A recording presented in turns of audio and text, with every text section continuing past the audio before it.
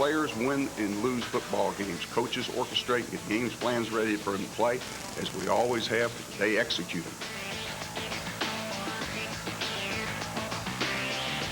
What happened a month ago in team meeting, I'm not going to tell you, but I'm going to tell you, the story reported was wrong. Totally wrong. That's why I call them fiction writers.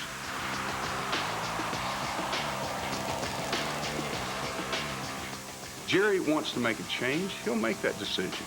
If I don't want to coach here, I'll make that decision. The only two of us are involved in it, and that's the only two that matter. And we never discuss those things.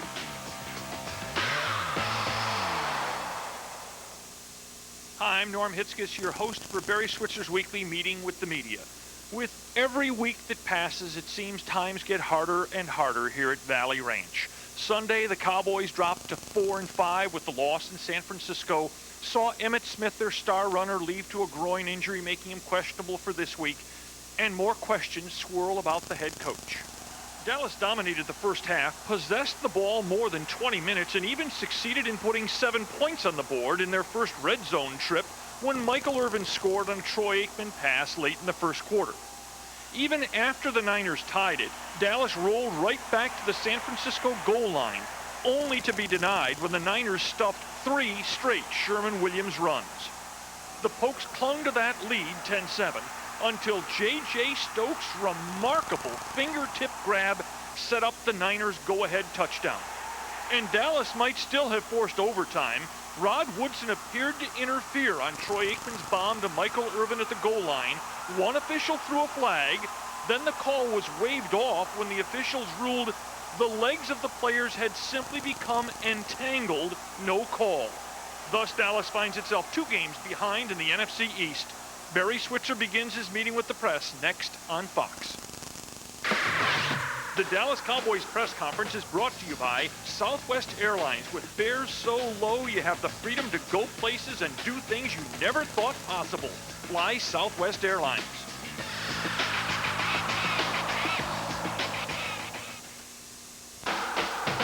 Barry Switzer's weekly meeting with the press always begins with an opening monologue.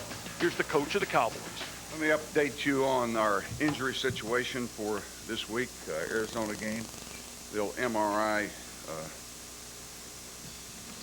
Emmitt Smith this afternoon, I think about 2:30.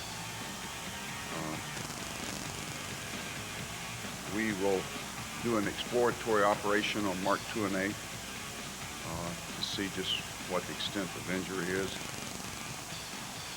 We'll get Chad Hennings back at practice today, see how he goes, see if he can play this week. They feel good about him. He feels good about himself, and hopefully that we'll be able to have him in the lineup.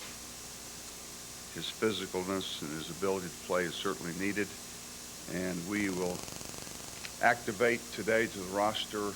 We'll activate Tony Hudson, who was in our practice squad, and because of our depth situation, the offensive line, we have Nate Newton not practicing probably this week because of his injury. We've got guard depth problems, and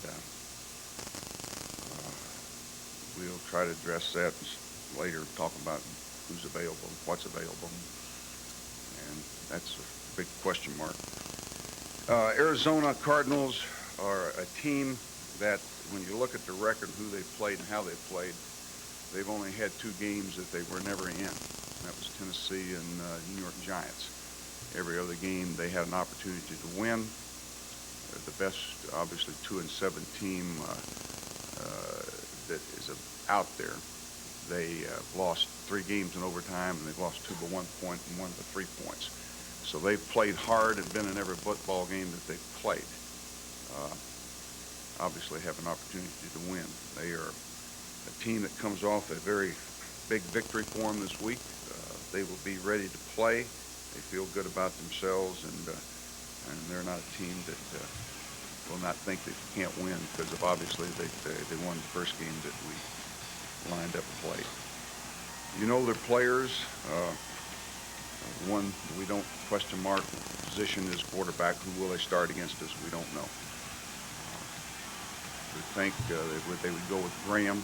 He had success against us last time. He came off the bench and won the ball game this past week, but yet they say that they'll make a decision later on in the week who will start. Those are Coach Switzer's initial thoughts. Questions from the media begin next. Conference is brought to you in part by Nationwide Insurance. Nationwide is on your side. Now here's more with Barry Switzer. How much does that affect the way you go about your game plan for this week? Well, Jake is a scrambler. The other guy isn't. That presents, when you have two quarterbacks that have different physical talents and abilities to make big plays with the ability to run the ball and scramble like he does, that presents problems in calls, presents containment problems. Some of your defensive front structures on pass rushes. Some quarterbacks you don't worry about bailing out of the pocket. And he's one that you certainly would when he's in the ball game. So we'll always have to be alert to when he is in the ball game versus the other guy on containment calls. Barry, as head coach, do you have the authority to change or veto a play that might come down from the press box? And does that ever happen Sure. in the game? Sure. Yeah, you bet. You don't veto. You don't call it, what does President Clinton do when you veto something? You go through some process. All I say, no, Ernie, let's run the ball. That's what I did. Did it the other day when it was a 25-yard line. It's 3rd and 2, and he's going to call a pass. I said, Ernie, let's run at him twice here. So we ran at him twice, handed the ball to Sherman Williams. He busted up through there for 8 yards. We got the first down. We're in 4-down territory. You have to score touchdowns against those guys. You can win ball games. You're not going to kick field goals and win. Hell, we can't kick field goals and beat anybody. So we've got to score touchdowns. Obviously, you know, the critics about how you're coaching this year. How would you assess your coaching? Same as it's been every year. Same as it's been every year. My evaluation, my opinion, my injection. It's been no different from any other year. How much responsibility do you take for the team being 4 and 5, and if you had to critique? All starts with me, comes with me, then all down to the coaching staff and players. Take all responsibility there. How would you say you could be a better coach right now? I have won more ball games. You have a problem this week, given Arizona's strength is in the front 7 and with 2 really good corners. That's an alignment that's given you a lot of trouble offensively, and you're even more dinged than you were the first time you played them. Do you have an advantage in that direction? At cornerback? Well, given that their stars, Rice, Swan, a now healthy Hill, Aeneas Williams, and you're dinged offensively, you had a lot of trouble moving against them last time. Well, we ran the ball pretty well. You know, it was our best rushing statistic day we had was against them, and we were healthy at the time. We're not now. They've improved. They had cornerbacks that were injured. Had to leave the ball game, both of them last week. I don't know their status. That would affect them tremendously. But no, they are in better physical condition than we are. There's no question about it. When you are, you're in better condition to play the game against any opponent. Some of your players, Barry, are complaining that the practices aren't as mentally focused and the intensity's not there. Who's to blame for that? Well, let me tell you, that's their problem because our practices are no different than they've ever been the 4 years that I've been here in the same staff, the 9 years. Some of them will say that they are. Some of them are saying that they're not as focused as they were 3 years ago. Well, I think that's what comes with winning. I think that their problem, they're not focused. We have team meetings. We talk about intensity, urgency. Hey, then it's their problem if they're not focused. Not the head coach's problem? What? They're not focused? Do you instill that intensity in them? Well, I've done what I have always done to try to make that happen. You talk to them, what you do? You want to go grab someone and say, cuss them in the face? I've done that before too.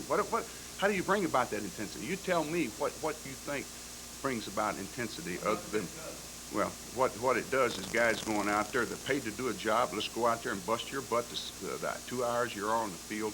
Get after your job. Don't point your fingers at anybody else. You take care of your own business, and let's get the job done and do it the right way. You're saying that it happens in practice. Then I think that it's their way of not being accountable for us getting beat and how we play. So it's all the players. Players win and lose football games. Coaches orchestrate, get games plans ready for them to play, as we always have. They execute them. They go out and try to execute them. Barry, the games that you've won and the games that you've lost are pretty identical. You're winning and losing in the last few minutes by All small struggles, strokes. all struggles. But with 2 minutes and 15 seconds, you went 31 yards and used up a minute 38 seconds. And in the first half, you used up 55 seconds to do basically nothing. Has there been any consideration for play changing or play calling or time management at the end of the game? Well, at the end of the ball game, first half, we made sure when we had the ball that we didn't want to give them a possession and go score with it. We made sure that if we got field position, we'll take a shot at the end zone there. But where we got the ball, we certainly didn't want to throw a turnover and go in a 7-7 ball game. We had a 7-0 lead. Well, now, I mean, since you've been in such close ball games, have you been given any special consideration to time manage at end of halves and quarter and games? Well, at the end of the ball game, we did what we could to go score. We were out of timeouts, and we got to go play red ball. We got to kill the ball at the line of scrimmage and line up and try to go execute and get the ball down the field, try to get in the scoring position where you can throw a deep pattern that you can catch in the end zone, which we tried. It's off Michael's fingertips for a touchdown. We got the ball in position. No special provision. You made any special plans for the end of the games because all of your games been looking the same at the end every game. No, it's a loss, right? I guess what he's bringing up is that often early in the halves, there have been situations where timeouts have been taken when later on in these close games, you've needed a timeout. Well, the other day, we had to get time left on the board. We have to call timeout when they had the ball to be able to have enough time left to have a Not chance this to score. particular game that we're talking about, this last game, but No. other games. Well, early on, we talked about that. We had to save at least 2 deep into the second and first half. We've done a good job of that. We had to use them. You know, when you have to use them, you have to use them. Do you feel like earlier in the season in certain games that you Yeah, had? we've already addressed that. And later on, I said we had personnel problems. Wrong people lined up in the wrong formations, and we called timeouts. You can't call timeouts because of that. You got to get those correct. I always see Aikman by himself, Emmett by himself, Michael by himself, and nobody talking together, ever, on the sideline, especially when there are problems on the field. I see other teams when the guys are, the coaches talk to the QB, or the running back, or vice versa. I never see it with Dallas. Do what now? I don't understand what you're talking about. You Well, mean I that see what? Aikman talking with you, or Aikman talking with Emmett, or Michael talking with Aikman, and they're all by themselves in their own little spot on the field. Well, I think you must miss sometimes when Aikman gets on the with Jack beside Jack Riley, and they discuss what is being transferred from the upstairs, downstairs, and conveyed to him. Happens all the time. Joe Brodsky talks to Emmett on the telephone about certain things, certain plays, certain formations, certain blocking assignments.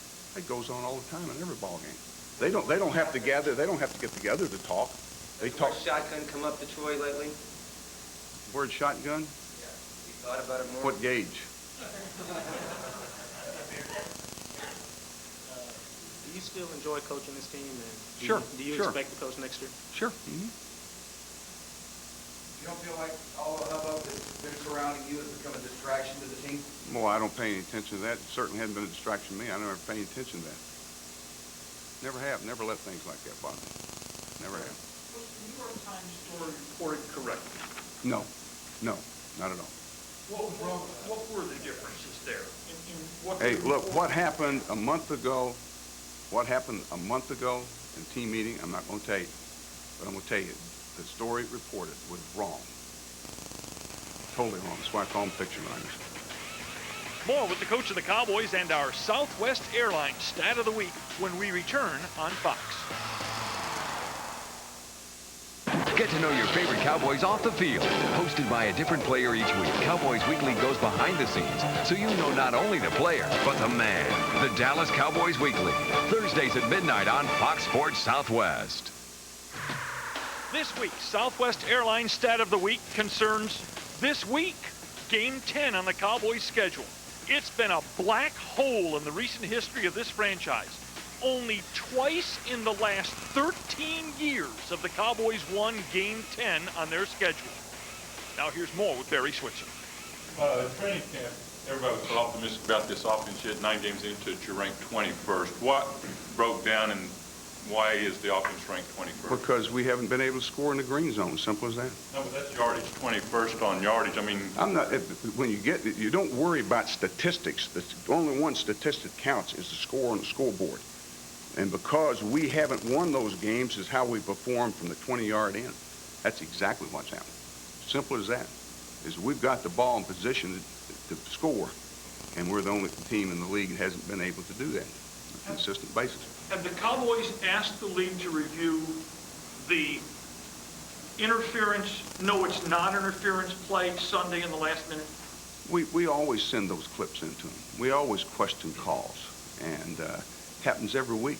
We fax and send clips in and ask them to give us their opinion, and they do. They fax back, and we get their opinion. Did you get an answer from them this week to explain it? We haven't gotten back yet.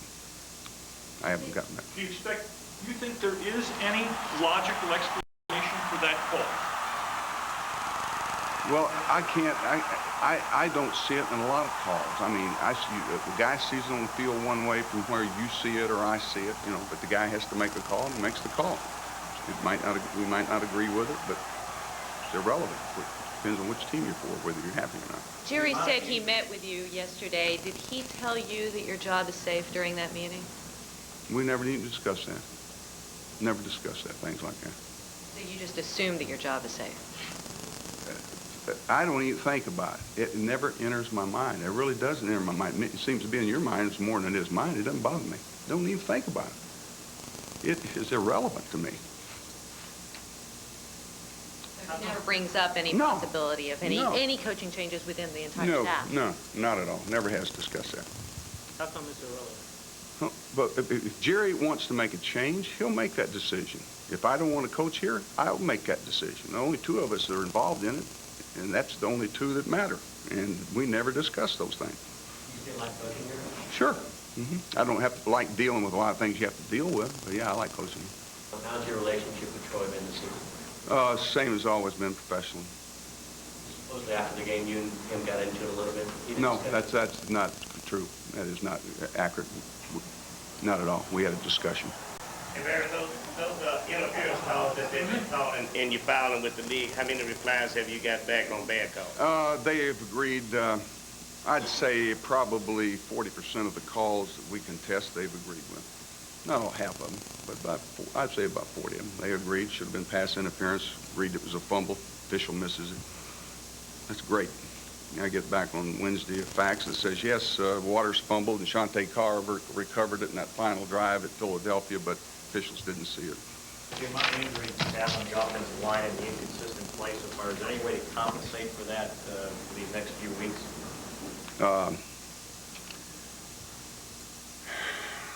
That is a major concern.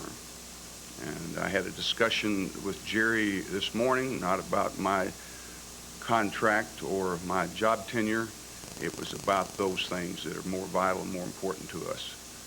And we discussed that at length this morning. Since Kennard told us no, where do we go? That sounds like a rhyme. So we got to figure that out. Huh? Did you tell them you got to go out and find somebody? No, there's no one out there. Joe said there's no one out there. We've looked at, our guys back in the scouting department look at tape. We look at guys that are available on the street. And we look at them and say, the guys we've got here are already better than them. So can you do anything very play-wise to hide the fact that your offensive line is not... No, they're going to line people up in front of them. They got to play. Those are the thoughts of the Cowboys coach. We get the Cowboys media spin next on Fox. The Dallas Cowboys press conference is brought to you by Southwest Airlines. With fares so low, you have the freedom to go places and do things you never thought possible. Fly Southwest Airlines.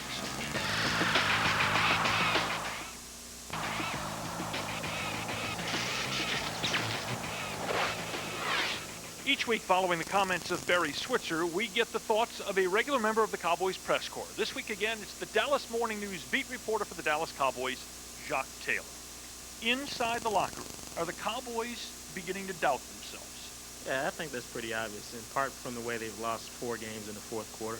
I think there's also a little division coming. It's not full-fledged yet, but I think the defense is pretty sick of holding people to 17 points a game and losing. Jacques, this is a small, very small defense at times. What danger should Cowboy fans worry about this defense wearing down more as the season goes on? No, the problem is the offense can't score enough points early when they put teams in position to be blown out so that teams can stick with the running game like San Francisco did, and that's what wears them down. The good news for the Cowboys defense is they got Chad Hennings coming back. They've probably got Leon Lett coming back in December. Question is whether they're still going to be in a playoff race for it to matter. You know, Zona does not have a very good record, but we touched on this at the press conference. Defensively, they match up awfully well with a dinged Cowboy offense. Yeah, you're also talking about a team that Dallas has only scored 1 touchdown in its last 2 games against Arizona's defense, in part because they got Eric Swan up the middle, which is where the Cowboys like to run. And now they've got Simeon Rice on the outside, who's going to pose a lot of problems for George Hageman this weekend. And Aeneas Williams, who does a really nice job on Michael Irvin. Normally it does. Now, don't forget Irvin burned them for, I think, 10 catches for 155 yards last year in Arizona. But overall, Aeneas does a good job, and he's always a threat to take one back when he gets one. Given that Green Bay, Tampa, and Minnesota are all putting very nice records on the board in the Central, should the Cowboys now think, hey, we better catch the Giants because wild card may be tough to accomplish? Yeah, Dallas got one way into the playoffs. That's 6-1 the last 7 games. Go 10-6. Hope the Giants fade because they're not going to win any tiebreakers with their divisional record. Jacques, appreciate your time. Thank you. That's Jacques Taylor from the Dallas Morning News. The Cowboys attempt to dig themselves out of this 4-5 hole begins at home against Zona on Sunday, a team they owe one to. Zona beat them 25-22 in overtime earlier. That was really the start of the Cowboys' problems in the red zone. They kept getting in there and settling for field goals. After Zona, Washington, and Green Bay, this is a tough 3-game stretch. We'll be back next week here on Fox to review the Zona game and preview Week 11 against the Redskins on Barry Switzer's press conference.